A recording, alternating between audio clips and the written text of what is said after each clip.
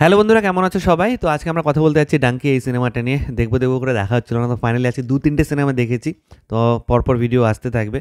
ডাঙ্কি কেমন লাগলো? তো সকলেই আমরা প্রচণ্ড এক্সাইটেড ছিলাম, কারণ পাঠান, জওয়ান যে ধরনের রেসপন্স পেয়েছে এবং রাজকুমার হিরানি, শাহরুখ খান তারা for the very first time movie করছে। তো আমরা সকলেই এক্সাইটেড ছিলাম। তো সেই এক্সাইটমেন্ট কতটা আমাদের ফুলফিল হলো সেটা নিয়ে এই ভিডিওটা। ভালো দিক, খারাপ দিক সমস্ত দিক নিয়ে কথা বলবো। তো গল্পটা অল্প করে বলে দিই। আমরা গল্পটা সকলে ট্রেলারেই বুঝে গেছি যে শাহরুখ খান এবং তার কিছু বন্ধুরা লন্ডনে যাওয়ার জন্য মানে উঠে পড়ে লেগে যায়। তারা ডিরেক্ট ওয়েতে ভিসা পায় না, যেহেতু তাদের ইংলিশ খুব উইক ছিল। তারপরে তাদের একটু ইল্লিগাল ওয়েতে মানে ডাঙ্কি প্রসেসটা ফলো করে তাদেরকে লন্ডনে পৌঁছতে হয়। কিন্তু লন্ডনে যাওয়ার পরও তাদের সাথে কিছু ইভেন্টস ঘটে। শাহরুখ খানকে আবার ইন্ডিয়াতে সেন্ড ব্যাক করে দেওয়া হয়, কিন্তু তার বন্ধুরা সেখানেই রয়ে যায়। তো আফটার 25 ইয়ার্স তারা দুবাইতে দেখা করে এবং সেখান থেকে তারা ইন্ডিয়াতে আসার আবার একটা রিপ্ল্যানিং করে। এই নিয়েই বাকি গল্প আর কি। তো ভালো দিক, খারাপ দিক সমস্ত কিছু বলছি। প্রথমে ভালো দিক বলে দিই। তো এই সিনেমার কাস্টিং কিন্তু নো ডাউট ভালো। শাহরুখ খানকে কাস্ট করা এটা তো মানে যে কেউ শাহরুখ খানকে কাস্ট করতে চাইবে, তাই না? এবং শাহরুখ খান এখানে যে রোলটা পোর্ট্রে করার চেষ্টা করেছে, ভালোই করেছে। সেগুলো নিয়ে আমি পরবর্তীতে বলছি। তো কাস্টিং খুব ভালো। তাপসী পান্নুকে বেশ ভালো লাগলো। ভিকি কৌশল মাইন্ড ব্লোয়িং, ছোটো হলেও খুব ভালো অভিনয় করেছে। দেন সুনীল গ্রোভারের ভাই ছিল অনিল গ্রোভার। আরও একজন যে ছিল তারা কিন্তু প্রত্যেকেই, বোমেন ইরানি, প্রত্যেকেই ছোটো ছোটো রোল, কিন্তু তাদের যেটুকুনি মানে স্পেস তারা পেয়েছে তারা কিন্তু তাদের তরফ থেকে বেস্টটাই দেওয়ার চেষ্টা করেছে এবং তাদেরকে দেখতে বেশ ভালোই লাগছিল। তো কাস্টিং এই সিনেমার খুব খুব খুব ভালো হয়েছে। সেকেন্ড আমি বলবো, ডাঙ্কি প্রসেসটাকে যেভাবে দেখানো হয়েছে, যে ভিজুয়ালসগুলো আমাদের সামনে তুলে ধরা হয়েছে, সেইটুকুনি জার্নি কিন্তু বেশ এক্সাইটিং। তো এই সিনেমাটার নাম যে ডাঙ্কি দেওয়া হয়েছে সেটা আক্ষরিক অর্থে মানে ঠিক আছে, এই সিনেমাটার সাথে যায়। ডাঙ্কি প্রসেসটা এখানে মাঝখানে ২০-২৫ মিনিট ধরে দেখানো হয়েছে। দেন আমি বলবো এই সিনেমার মিউজিক। আমার কিন্তু মিউজিক খুব ভালো লেগেছে। গানগুলোর পাশাপাশি কিছু কিছু ইমোশনাল সিন আছে যেখানে কিন্তু বিজিএমটা সেই সিনগুলোকে অনেক বুস্ট আপ করে দিচ্ছিল। মানে সিনটা হয়তো এইরকম ফ্ল্যাট আছে, কিন্তু সেটাকে এক ধাপ ওপরে তুলে দিচ্ছিল বিজিএমটা। ইমোশনাল সিনে কিন্তু বেশ ভালো লেগেছে এবং রোমান্টিক সিনগুলো শাহরুখ খানকে এতদিন বাদে রোমান্টিক সিনে দেখতে পেয়ে কিন্তু সত্যিই ভালো লাগছিল। দেন ডিরেকশনের কথা আমি পরেই আসছি, সেটা আমি আলাদাভাবে বলবো। এবং শাহরুখ খানের অভিনয় নিয়ে আমি এখানে এইভাবে কিছু বলবো না। যখন ডিরেকশনের কথা বলবো তখন আমি শাহরুখ খানের অভিনয়টা নিয়ে কথা বলবো। তো কাস্টিং বেশ ভালো, সিনেমার মিউজিক খুব ভালো, সিনেমাটোগ্রাফি খুব ভালো এবং কিছু ডায়লগস স্পেশালি মানে কিছু দেশ নিয়ে ডায়লগ আছে, কিছু ইমোশনাল সিনস আছে, শাহরুখ খানের কিছু মনোলগ আছে। শাহরুখ খান মনোলগ খুব ভালো বলতে পারে, আমরা সকলেই জানি। কিছু রোমান্টিক ডায়লগ আছে, সেগুলো কিন্তু আমি বলবো না যে সমস্ত ডায়লগে, ম্যাক্সিমাম ডায়লগে খুব ভালো হয়েছে তা না, তবে কিছু কিছু কিন্তু জায়গায় মোমেন্ট কিন্তু সেই ডায়লগগুলো ক্রিয়েট করতে পেরেছে। এরপর আমি ডিরেকশনের কথা বলবো। তো রাজকুমার হিরানি নো ডাউট মানে সুপার ডিরেক্টর। এই ডিরেক্টর কবে কাজ করবে না করবে মানে আমরা সকলে ওয়েট করে থাকি আর কি। এবং তার লাস্ট সবগুলো সিনেমাই মানে হিট সিনেমা, ব্লকবাস্টার সিনেমা। কিন্তু আমার মনে হয় ডাঙ্কি এই ডিরেক্টরের হয়তো সবথেকে উইকেস্ট সিনেমা হয়ে যাবে। অনেক সময় হয় না, প্লাসে প্লাসে আমরা মাইনাস বলি। খুব ভালো ডিরেক্টর, খুব ভালো অভিনেতা হলে অনেক সময় কিন্তু এই ব্যাপারটা হয়। আমরা দেখেছি যে খুব ভালো অভিনেতা অভিনেত্রীদের নিয়ে বা খুব ভালো ডিরেক্টর, খুব ভালো এ নিয়েও কিন্তু কিছু হয়নি সিনেমাটা। তো এই ডাঙ্কি সিনেমাটা কিন্তু আমার মনে হচ্ছে যে যে ধরনের এক্সপেকটেশন লেভেল নিয়ে আমরা দেখতে গেছি, যে রাজকুমার হিরানির সিনেমা আছে, শাহরুখ খানের সাথে ফার্স্ট সিনেমা, সেই ব্যাপারটা যখন সিনেমা চলছিল পড়ে যাচ্ছিলো। একটা সিনেমার গ্রাফ ওপর দিকে যাওয়া উচিত, সেটা কোথাও গিয়ে নিচের দিকে যাচ্ছিলো। আবার ক্লাইম্যাক্সে পিক আপ নেয় সিনেমাটা, নো ডাউট ক্লাইম্যাক্সটা কিন্তু বেশ ভালো, স্পেশালি যে টুইস্টটা আমাদের দেখানো হয়েছে সেই টুইস্টের জায়গাটা বেশ ভালো। কিন্তু কোথাও গিয়ে আমার মনে হয়েছে যে বিধুপেনের চোপড়ার সাথে তার কোলাবোরেশন ছিল, এখানে যেহেতু সেটা ছিল না, তাই বলে হয়তো মানে কিছু গ্যাপিং ক্রিয়েট হয়েছে, সামথিং ওয়াজ মিসিং। ও রাজকুমার হিরানির অন্যান্য সিনেমাতে যে ফিলটা কাজ করে সিনেমাটা দেখার সময়, এই সিনেমাটাতে কিন্তু সেটা থ্রু আউট দ্য মানে সিনেমা কিন্তু তুমি পাবে না। কিছু কিছু স্পেশাল মোমেন্ট আছে যেগুলো দেখে মনে হয় এগুলো রাজকুমার হিরানির সিনেমাতেই হয়। যেরকম কমেডি পার্টটা কিন্তু বেশ ভালো। এটা আমি ভালো দিকের মধ্যে বলতে ভুলে গেছি। কমেডি পোর্শনটা খুব ভালো এবং আমরা জানি রাজকুমার হিরানিতে সিনেমাতে কমেডিটাকে বেশ অন্যরকমভাবে দেখানো হয়। সেই জিনিসটার মধ্যে ঠিকঠাকই আছে, কিন্তু যে একটা টানাপোড়েন যে ব্যাপারটা থাকে না, সেই ব্যাপারটা কিন্তু মিসিং লেগেছে আমার। এবং শাহরুখ খানের অভিনয় যদি বলতে হয় তাহলে আমি বলবো শাহরুখ খান তার তরফ থেকে বেস্টটা দিয়েছে। তার যে বিভিন্ন লুক আমরা দেখতে পাচ্ছি, ভিএফএক্স দিয়ে তার ইয়াং এজটাকে খুব সুন্দরভাবে তুলে ধরার চেষ্টা করেছে। যখন ধীরে ধীরে বয়স বাড়ছে বা পরে ক্লাইম্যাক্সের দিকে এসে যখন তার বয়স্ক লুকটা দেখানো হচ্ছে, সেই জায়গাগুলো শাহরুখ খানকে ঠিকঠাকই মানে মানিয়ে গেছে। তার অভিনয়, বডি ল্যাঙ্গুয়েজে সে তার তরফ থেকে বেস্ট দেওয়ার চেষ্টা করেছে। প্রচুর জায়গায় ভয়েস মডুলেশন করেছে। আমরা বুঝতে পারছি শাহরুখ খান মানে আ ভ্যারাইটি আনার চেষ্টা করছে। যে ইয়াং এজে আমার এরকম হবে, মিডল এজ বা বয়স্ক এজে গিয়ে আমার এরকম হবে।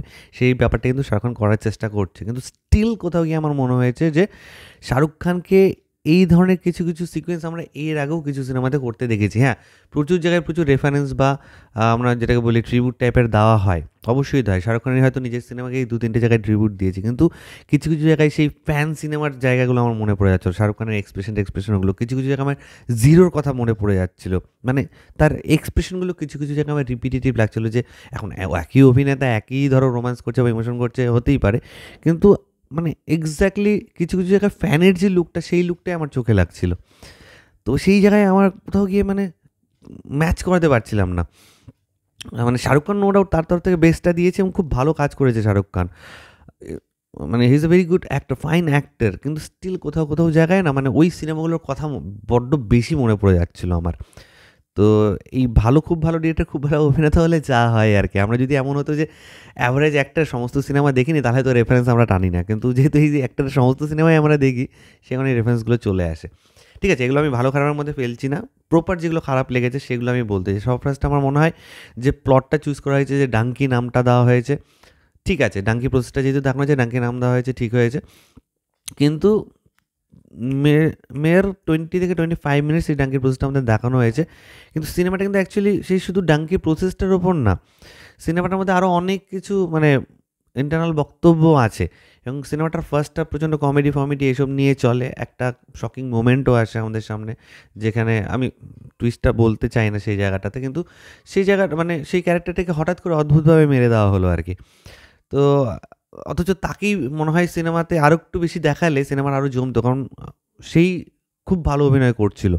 আমার এই জায়গাটা একটু কেমন লাগলো? আহ মানে তার মেয়ারলি হয়তো 15-20 মিনিটসের সিন আছে তার। তো সেই জায়গাটা আমি মেনে নিতে পারছিলাম যে এত ভালো অ্যাক্টর, এত সুন্দর অভিনয় করছে, কিছু, কিছু জায়গায় শাহরুখ খানকে ছাপিয়ে যাচ্ছে। তাহলে তাকে কেন এত তাড়াতাড়ি সিনেমা থেকে আউট করে দেওয়া হলো? অদ্ভুত লাগলো। তাকে তো সিনেমাতে আরো বেশি প্রেজেন্স দেওয়া উচিত ছিল। তাই না? দেন খারাপ যেটা লেগেছে যে শাহরুখ খান আ একটা মানে রেডিও রিটার্ন করতে এসে সে এত বছর ধরে সেখানে রয়ে গেল। মানে সে আর বাড়ি ফিরলো না, কিছুই করলো না। মানে কি হলো ব্যাপারটা আমি বুঝলাম না। এটা কি আদৌ পসিবল? মানে প্র্যাকটিক্যালি পসিবল?